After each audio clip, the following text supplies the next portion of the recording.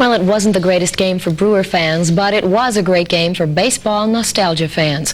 The last opening day at the old Comiskey Park brought a number of Milwaukeeans to Chicago today. Among them, News 4's John Holman.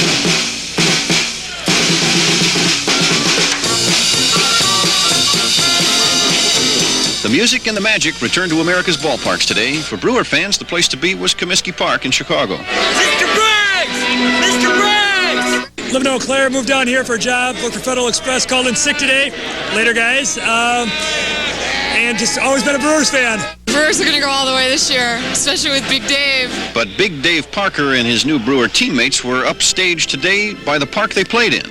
This was the last opening day for historic Comiskey Park, the oldest park in the majors, once billed as the baseball palace of the world. Chuck Comiskey threw out the ceremonial first pitch. He said his grandfather would be proud to know the park he built back in 1910 lasted this long. He would never anticipate that we'd be standing out here in 1990. Chicago Mayor Richard Daley looks forward to next year's opening day across the street in the new Comiskey Park. It's a beautiful park, so it's going to take care of the fans. But just like in Milwaukee, there are a lot of people here who are perfectly happy with the existing ballpark. And those people were out in force at today's final opener. I'm going to refuse to go over in the new ballpark. This ballpark here should have been saved.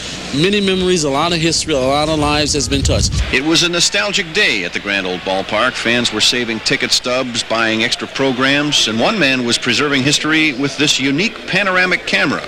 So the last opening day at historic Comiskey Park is now in the record books. And maybe with a little luck, someday the Brewers won't even remember who won on this rainy April afternoon.